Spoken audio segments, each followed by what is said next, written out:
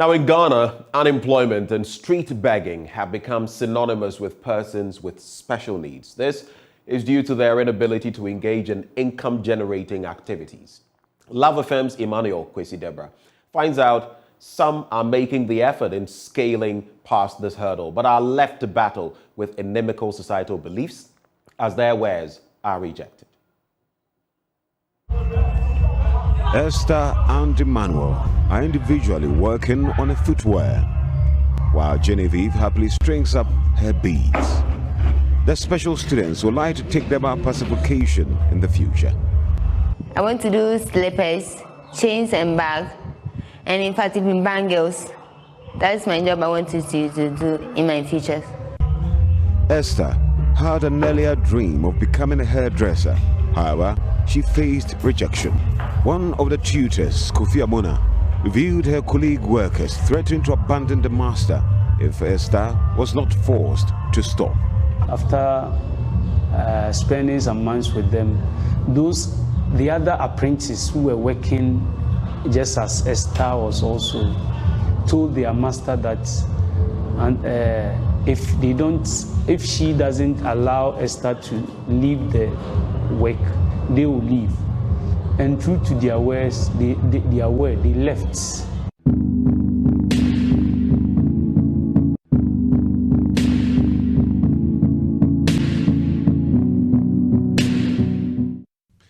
Life Community Special Vocational School at Didiako in the Ashanti region of Ghana was established in 1996 for people with disabilities. They are trained in gardening, housekeeping, textile design, candle making and bead making. Constance J. Kisua, who is in charge of leather works, admits teaching special children isn't an easy task. When you are teaching them or you want them to perform a task, you have to do it continuously for about 2 to 3 weeks. Constance handles a class of 12, but she points out it's not the standard practice. So it has to be 3 teachers handling 5 students. Head teacher Joseph Stanley Mwini is sad the government supplies the school with only food and no teaching and learning materials. The government seems not to recognize us as vocational schools because they only concentrate in giving us feeding grants to feed the students. But for every institution, we have teaching and learn, but not teaching and eating. But here we only eat, do the teaching, but the learning doesn't take place. Despite the school's difficulties, it has been managing to produce products to sell in order to help buy teaching and learning materials. These efforts, however, have yielded no results.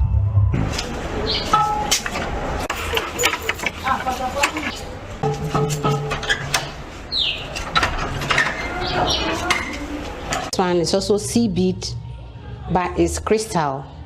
I've met Mrs. Ethel Say, the assistant domestic headmistress, who is full of admiration of her students' handiworks.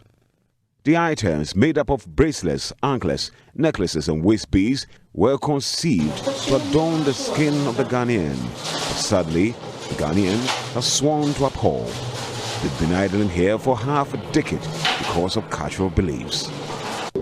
These beads were made 2017-2018, and we still have them here. But because of the condition of the students, when people come around and we show the beads or the necklace, the things to them, they only touch it. Some don't even touch it, they don't come closer to it. Fear that maybe when they touch the work of those students, they will also be suffering from the condition they are in. The Kwame Nkrumah University of Science and Technology has been monitoring the situation. The university is providing training and internship opportunities for the special needs students.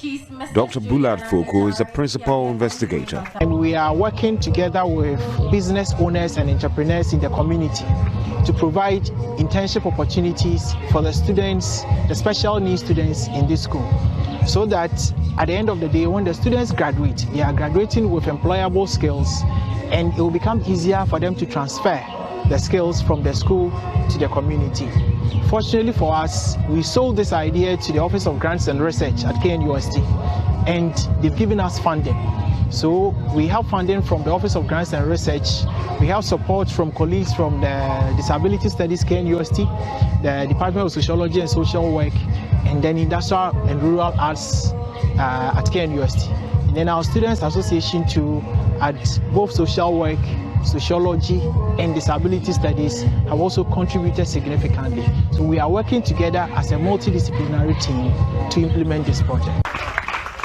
Today, Genevieve, Esther and Emmanuel's handiworks are part of a display ready for the market. It makes me happy.